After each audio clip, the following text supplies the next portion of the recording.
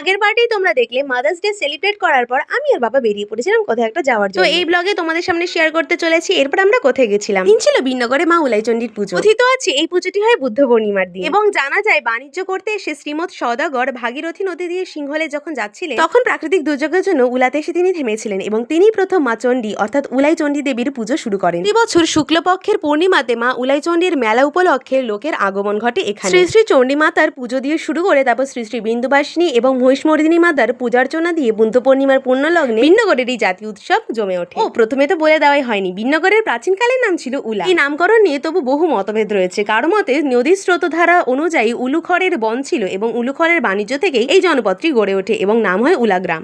আবুল ফজলের আইনি আকবরীতে এই উলাগ্রামের উল্লেখ রয়েছে। ৩৫টি মহলের মধ্যে 1819 সালে সমাচার দর্পণ পত্রিকায় খবর বেরিয়েছিল 28শে বৈশাখ 9ই মে রবিবারে বৈশাখী পূর্ণিমাতে উলাগ্রামে উলাইচণ্ডী তলা নামে এক স্থানে বার্ষিক চণ্ডী পূজা হবে।